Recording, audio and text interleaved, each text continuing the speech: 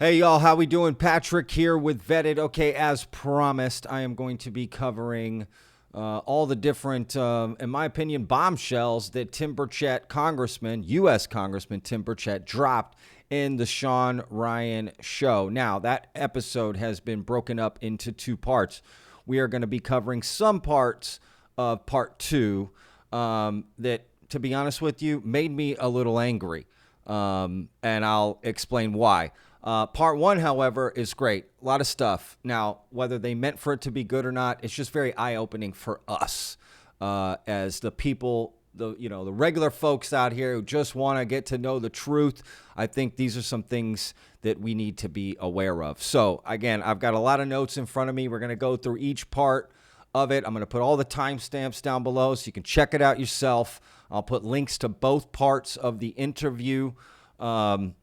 But let's start with part two real quick because I'm not going to cover that very much. And I'll tell you why here. All right, let's jump into this.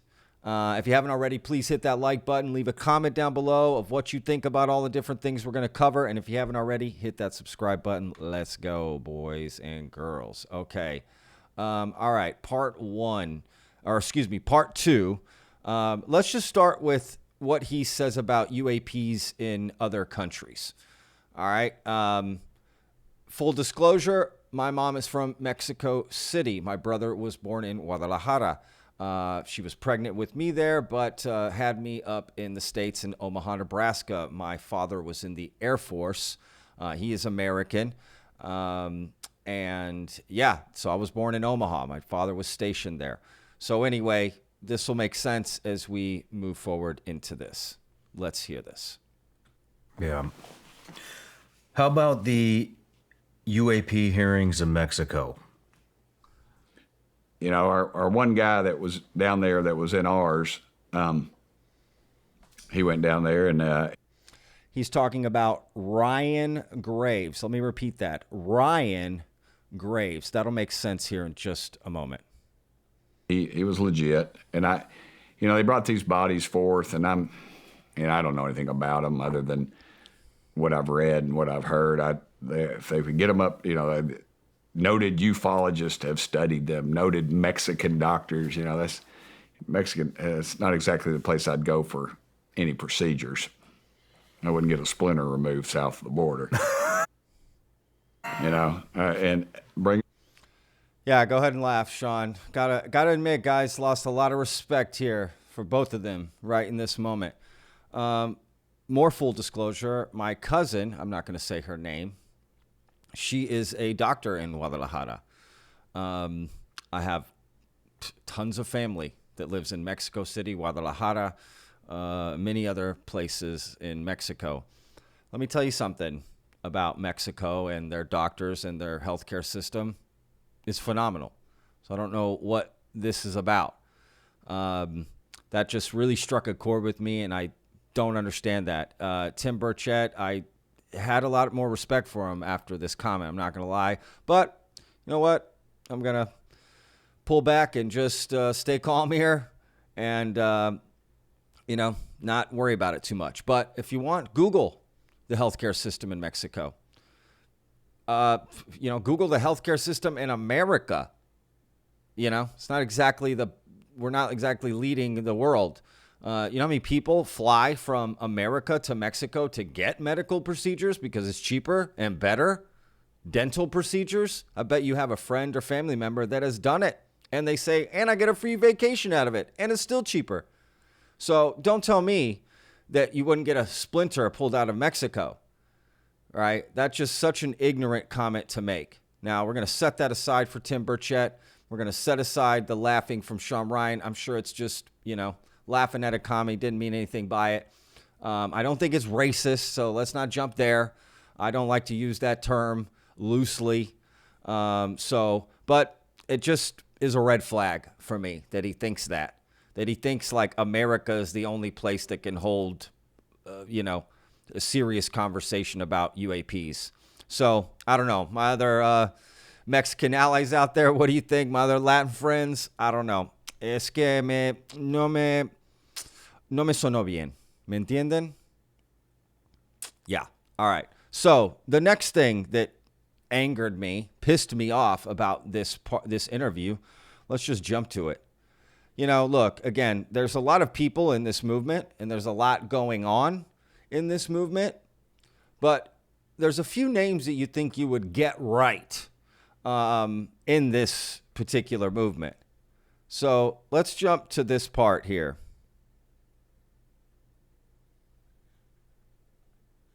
And so it worked really well for all of us. It's coming. I think the whole committee really worked well. Yeah. Let's move into Brian Graves' testimony. And there's the subtitle so you can see. I didn't mishear that. Trust me, I listened to it a few times to make sure. Brian Graves. Seriously? Seriously? We can't even get his name right? It's Ryan Graves. Like, and he's got notes in front of him. You can't get that name right. And at the beginning of this interview, he thanks Tim Burchett for getting him into the UAP hearing back in July. And Tim Burchett doesn't correct him. Maybe he thought he heard him say Ryan. I don't know. But if you watch this part two, you realize actually how much Tim Burchett knows nothing. He couldn't describe even simply the Tic Tac incident, right? He couldn't describe Ryan Graves' testimony or David Grush's for that matter. What are we talking about? He couldn't even summarize it. Now you don't have to get it all right, but he just didn't. I mean, I'm blown away, honestly. And there's a few red flags in part one from Tim Burchett, like not knowing what position Christopher Mellon. And again, I gave him the benefit of the doubt. If you watched my video yesterday, well, there's just a lot to remember. And that's true. But if you're leading this hearing, it's just, to me, a few details you should know. Because he, again, yesterday in part one, he mentions that he wants Chris Mellon to testify. You don't even know who he is or what he stands for. You don't even know the names. I mean, I'm sorry. I'm coming in hot today. I can't believe this. But regardless, you know, he says it again, Brian Graves. And so what do they do on the bottom down here? They just call him Mr. Graves because he says it a few times. Shawn Ryan does. Now, granted, Shawn Ryan does say at the beginning of part one, okay, that he's new to the UFO thing. But you're getting invited to the hearing, dude. You were there, right? You don't know their names? I'm sorry. Am I wrong here? Throw it in the comments. Am I overthinking this? Maybe I am. I don't know.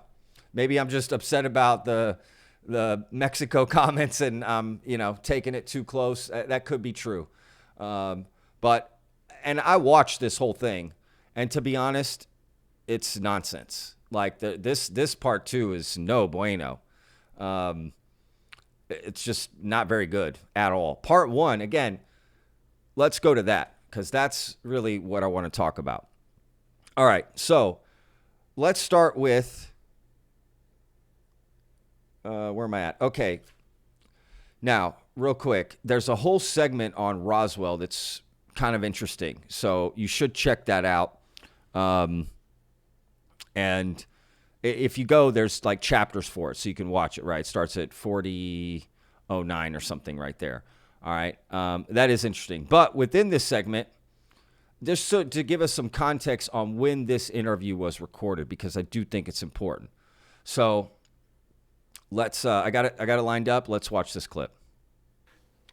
Speaker McCarthy said to me one day, he said, "Hey, man, I'm getting ready to get a Codell maybe to Area 51. Would you like to go?" I said, "Yeah, I'll go." I said, "You're not going to go down there to see any aliens."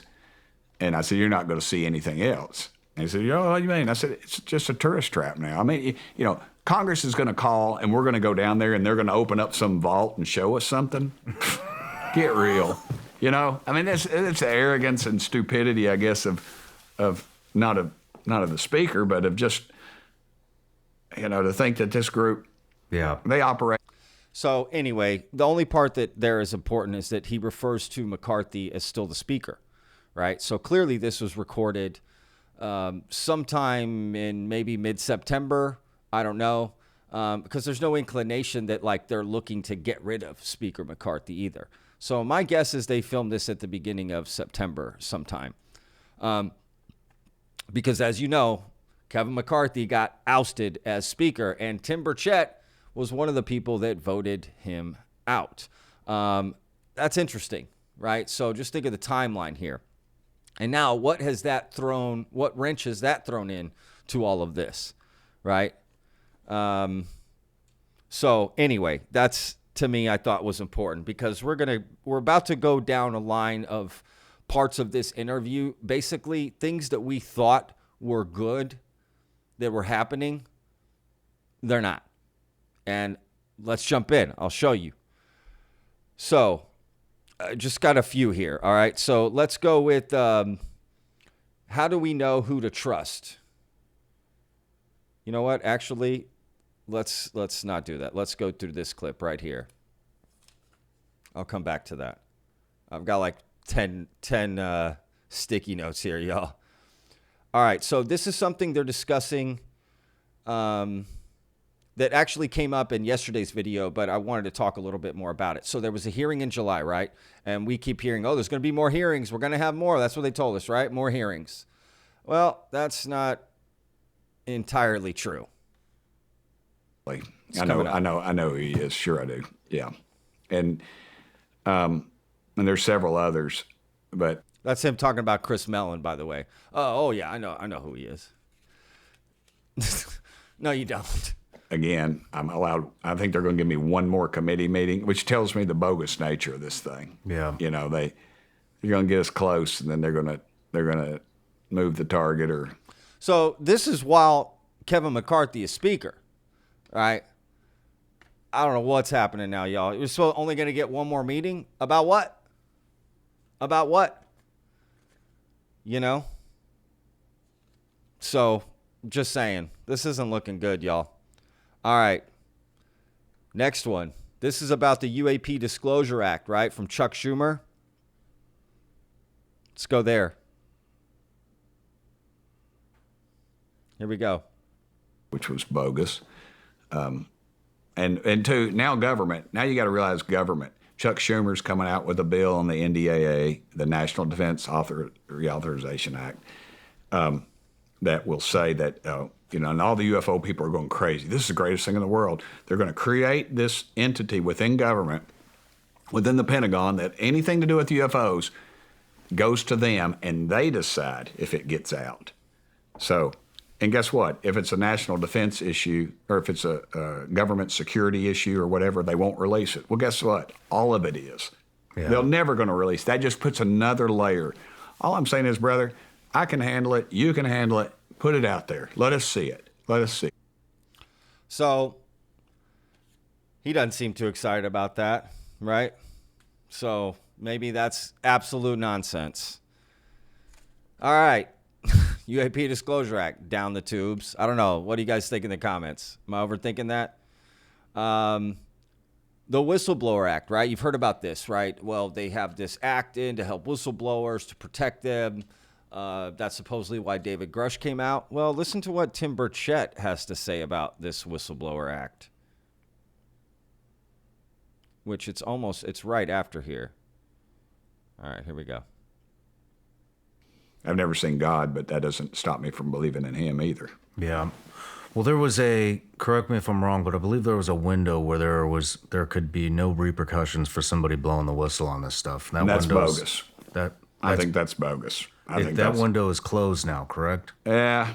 Well, they were allowed to do it. I think they still can, but I don't believe any of it. It's like my pilots have told me. They've told me that here's what happens. You spot something, I report it. I'm pulled off the flight line, and I might be getting some of my terminology, so you're a military guy, so if I am, correct me. They're pulled off the flight line. They are debriefed, but it turns out they said they are interrogated for 8 hours. They get this on their record. They get made fun of, and they get, and I literally had a pilot tell me that they've destroyed video evidence because they don't want to have to go through all that. Wouldn't surprise me. Now listen, if you watch So from timestamp 2020 or 22:35, okay, 22 minutes 35 seconds to 27 minutes and 40 seconds is really the full clip of all of this. But we got more clips to go through, so I'm not going to show all that. But that's the timestamp. So if you want to watch the rest of this, talking more about whistleblower, because it goes into what happened to David Grush and all of that. So anyway, let's move on from that. All right, let's talk about. This is interesting. Burchett had a meeting with NASA. So listen to what he says about this. And now recent, so nothing that's been made public. It was a private meeting that he had. And he just kind of casually throws this out there. Let's watch it. How many of these whistleblowers did you guys have? I'd say we probably, I don't know. I had a list of them, but we Pentagon, one person confided in us that they'd gotten a call from the Pentagon and they decided not to come. And one of them was loosely attached to some group with NASA, and they were going to do their own thing, which we had a meeting with them this week, which was bogus.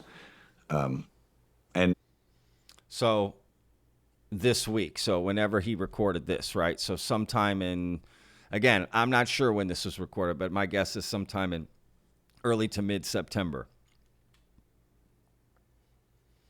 So, bogus meetings, UAP Disclosure Act is no good. The Whistleblower Act is nonsense. They're only going to give them one more meeting. And again, on part 2, okay, if you watch the beginning here, hearing with NASA, he goes into just how all of this is nonsense, really. To be honest, all these meetings, all these hearings, all this stuff, it's just nonsense. So anyway, all right, let's go into, this is about people approaching Tim, right?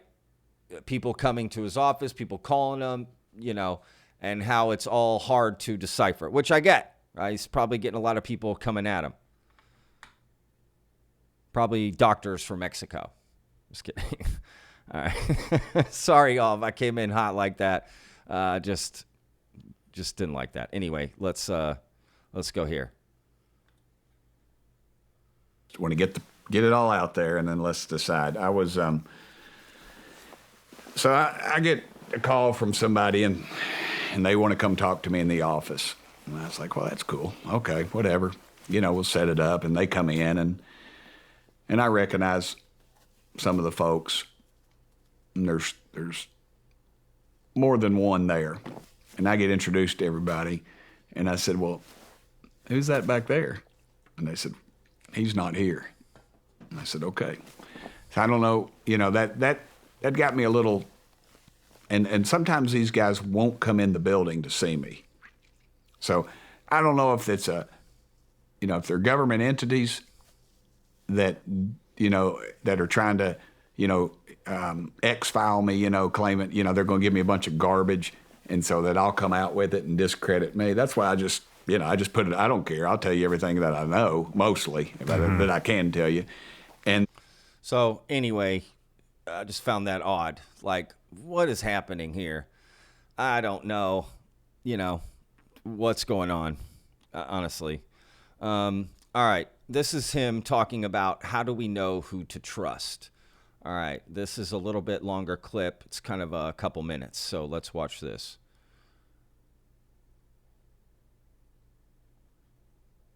Or after the hearing in D.C. And I'm new at the UFO, UAP, zero-point energy genre as well. And I've been really trying to dive in. And one thing that So, again, maybe we can forgive him calling Brian Graves. But, again, he had it written down on notes. So, I don't know. It just seems like an important thing to get right, because what else are you misunderstanding or misconstruing? But, again, there are a lot of names floating around. But these are the 3 people that testified. And, again, if you watch, Shawn Ryan was there. He got invited by Tim Burchett. So, anyway, let's continue. Noticed in this subject matter is that, and you vocalized it perfectly in your office, but it seems like there are a couple of resident experts on the subject, but none of these experts talk to each other. It's very compartmentalized. And it is, at least for me, it is extremely hard to figure out who is actually a resident expert, who just says they are. And another thing is, why aren't these experts talking to each other? If the Again, I agree with all this. common goal here is disclosure. We talked about this in yesterday's video as well, if you haven't seen that one. Yeah, why aren't these people talking to each other, right? I'm talking about, you know, the Jeremy Corbells, the George Knapps, the Stephen Greers, the Luis Elizondos, right? Why hasn't Luis Elizondo, Chris Mellon, Jeremy Corbell, George Knapp, why aren't they all in a panel somewhere together, you know, talking about this stuff as a whole? Which it seems everybody's beating to the same drum here. They want disclosure, they want disclosure, they want disclosure, but none of these guys are talking to each other. How do we know who's the real deal, who isn't, or maybe they're all the real deal and they just... How are you guys deciphering who the real resident experts are? Well, that's tough. That's why I don't, you know, jump on the first train that comes down the tracks. I feel like there's some Especially if it's going to Mexico. false flags. I feel like some people have briefed me on stuff that's not accurate, but they think it's accurate. Okay. So they take an oath up to their knowledge. It's real. And I think it is further discredit the UFO community and the people that are out there. I really do. I think that I don't trust government. I don't trust, and that's, I've been in it my whole life, and I don't trust it. And because there's a group of folks that are inherently, they're power hungry and they're evil, and they don't share yours and my values, and whatever that is, and. So, Tim Burchett is part of the government, saying that the government can't be trusted, right? It's, I don't know. Share our values. Well, Tim, I'm not so sure our values align. So I don't know what that means. I don't want to make this political. I hate that it's kind of becoming political. Republican, Democrat, that needs to stay out of this, in my opinion. But it looks like that's where it's headed. And that absolutely worries me, because then it does become about money, about fundraising. Then we are going to have an impossible task of knowing which politicians to trust, right? Because in my opinion, you can't trust any of them, including him. It's just me. I'm not a liberal. I'm not a conservative. I'm not a Democrat. I'm not, Republican. I'm not left. I'm not right. I don't like any of those labels. I don't trust any of it. That's just me. But again, I don't think it's about that. It shouldn't be about that. This is a global, universal, right, phenomenon. This is for humans here. So anyway, let's jump into some interesting stories that Tim Burchett told. Let's end on a good note here about the phenomenon. So he tells this interesting story about a Navy buddy of his. And I thought this was quite interesting story. So let me find it here. All right, right here. False flag, but some of it, a guy I've known most of my adult life told me about an incident that happened to him in the Navy. He saw me on the one of the UFO shows or something, and he called me. And he told me about an incident. This thing flew over them they were on a, let's see, what's a tin can? You're the Navy guy. Is that the destroyer? Oh, I never spent any time on a ship. Okay, well, good. Okay, well, anyway, they were out in, I believe, the Mediterranean, and this thing just flew over the top of them. Just out, it did. He said as big as he said, I swear to you, it was 2 blocks wide if it was a foot.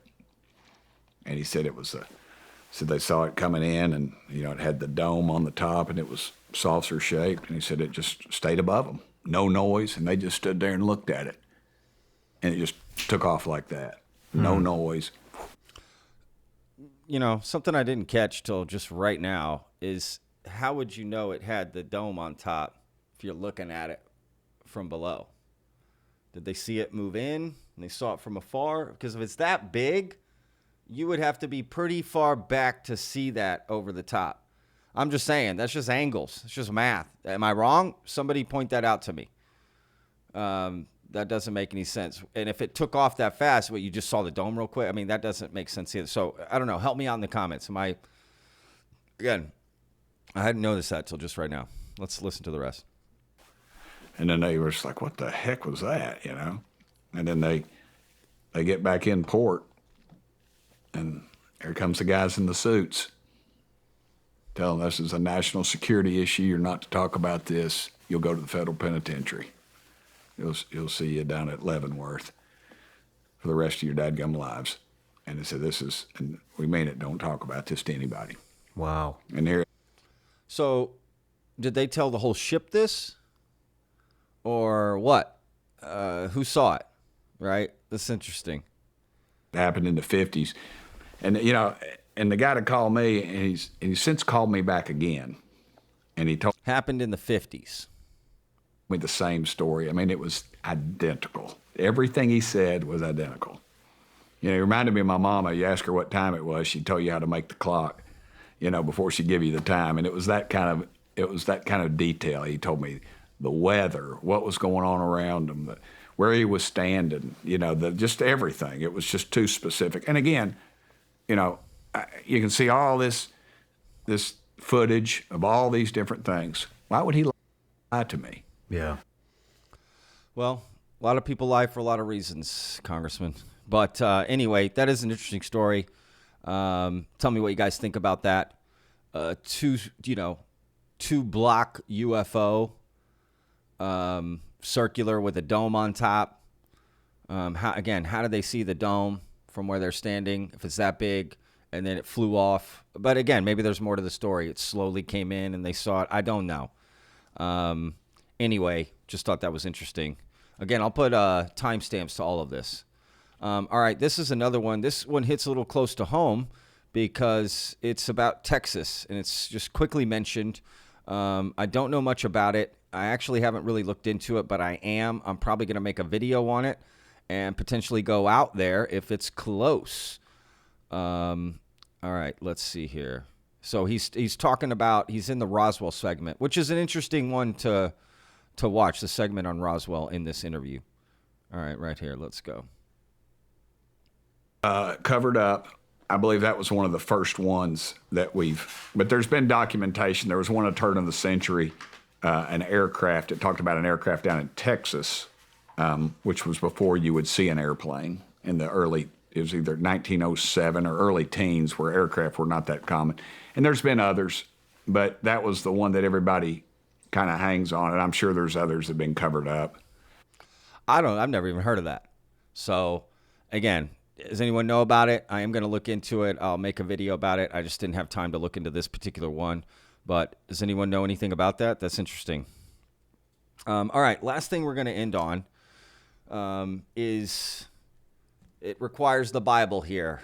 This is my dad's RIP, his Bible. And Burchett mentions some biblical references. You've heard a lot about this in the community, right? Biblical references and what that could mean, right? People from the Bible and a lot of religions, what they saw wasn't God, but, aliens, UFOs. And let's look at the clip, and then what he references, I'm going to open up and read y'all.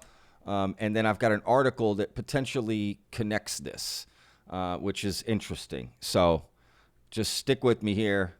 And let's go through it. All right. Okay.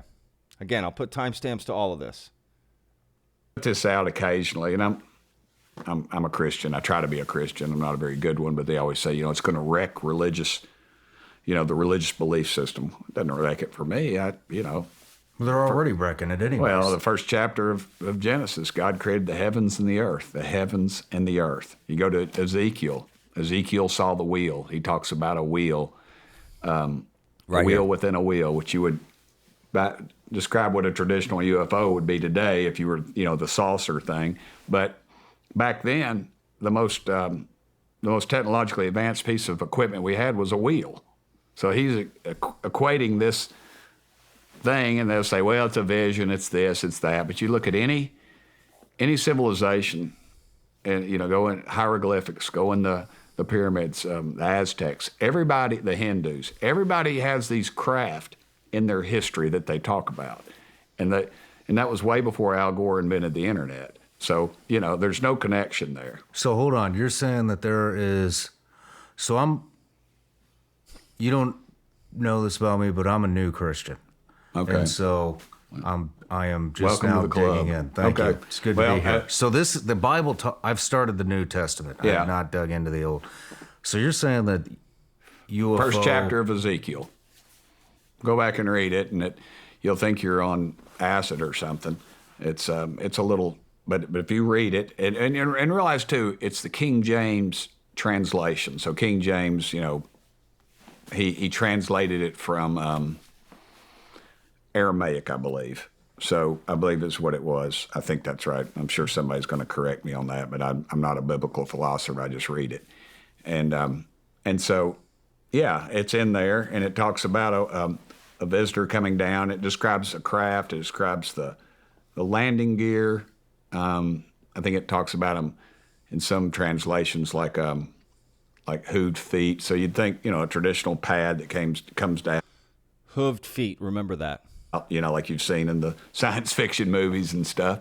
But yeah, it's in there, and it's in every religion has it. So that's interesting. All right, so let's jump into Ezekiel and read exactly what it says. Again, it's sort of long, but if you read the first chapter of Ezekiel, and I think it's important to read the second one too, because yes, they do talk about a wheel. All right. Let's see where I can find it here. Okay, so verse 15. As I looked at the living creatures, I saw a wheel on the ground beside each creature with its four faces. Yeah, let me bring this up here. This was the appearance and structure of the wheels. They sparkled like crystallite, and all four looked alike. Each appeared to be made like a wheel intersecting a wheel. As they moved, they would go in any one of the four directions the creatures faced. The wheels did not turn about as the creatures went. Their rims were high and awesome, and all four rims were full of eyes all around. When the living creatures moved, the wheels beside them moved. And when the living creatures rose from the ground, the wheels also rose. Wherever the spirit would go, they would go, and the wheels would rise along with them, because the spirit of the living creatures was in the wheels. When the creatures moved, they also moved. When the creatures stood still, they also stood still. And when the creatures rose from the ground, the wheels rose along with them, because the spirit of the living creatures was in the wheels. They kind of just repeat themselves there. I promise I didn't read that out. Anyway, keep reading. It's interesting. But again, when you go to chapter 2, it's like they're speaking to him. Son of man, stand up on your feet, and I will speak to you. Right? Son of man, I am sending you to the Israelites, to a rebellious nation that has rebelled against me. They and their fathers have been in revolt against me to this very day. So I don't know. It's interesting, right? But that's interesting. So what also is interesting is in Michael Schellenberger. You may remember him.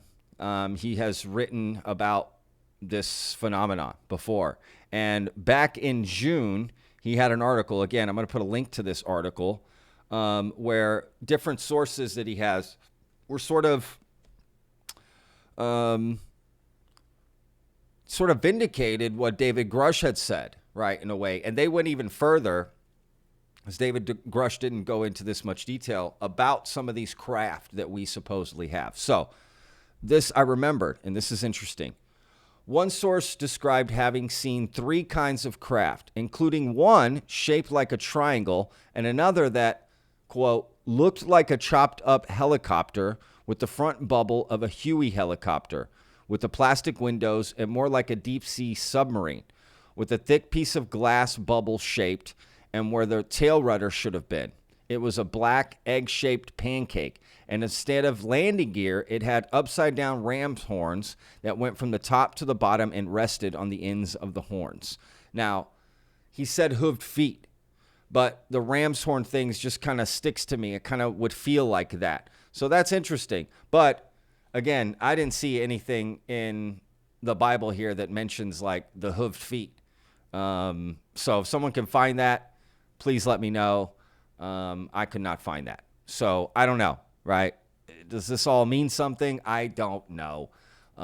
Just sharing it. Maybe it's nothing. But anyway, guys, that's all I have for this. I don't know what you guys think. You know, a lot of stuff. Again, I'll put timestamps to everything if you want to look into it further. Are we being led down a path here, y'all? Is this just all nonsense? You know, a lot of people watched the video from yesterday, a lot of comments on Reddit, especially. My God, too many to read, to be honest, just hundreds and hundreds. I couldn't read them all. And it's just very interesting, like, who's the disinformation agent, right, between all those people, and what is happening? I'm finding it hard to know who to trust and what's going on. So I don't know, y'all. This is all just very interesting. I'm feeling a little deflated, not going to lie. But I think that's just part of this. Look, we're not giving up. Of course we're not giving up. Make a video every day, right, on this. We're not giving up till we get to the truth. But I'm starting to think that we shouldn't be looking to our government to give us disclosure. I'm just not seeing that as being the path. But maybe tell me if I'm wrong, because I almost feel like they're going to bring us in to just string us along, right? I think disclosure is going to have to come from us. We're going to have to find a way to bring it out ourselves, like Snowden style, you know, Julian Assange style. We're going to have to figure this out ourselves. I think some people are just going to have to do some things maybe they don't want to do and come out and blow the whistle here. As someone on Twitter said, the whistleblowers need to start blowing, you know, and I agree with that. We need this to come out because people are getting fed up. I can see the comments. I can see what's going on. We're just tired of being told it's coming. I can't tell you this. I know this, blah, blah, blah. Yeah, I get it. It's frustrating. I totally relate to y'all's frustration. But look, let's not give up, okay? We just got to take control, right? That's all this is. We got to take it by the reins. Let's think of UAP Disclosure as a wild stallion, man. It's not just going to, you know, get itself under control. We're going to have to rein it in. So let me know what you guys think in the comments, and I cannot wait to read them. So, again, check out the Shawn Ryan interview with Tim Burchett and part 1 and 2, and let me know what you guys think. Be back with another video tomorrow. Don't know what it's going to be about just yet. If you have any ideas, throw me a comment. We'll see. All right, guys, we'll see you on the next video. Again, apologize for the long video here, but just a lot to cover. So we'll see you tomorrow. As always, every day's a gift, y'all. Don't forget to hit that like button, comment, and subscribe. Peace.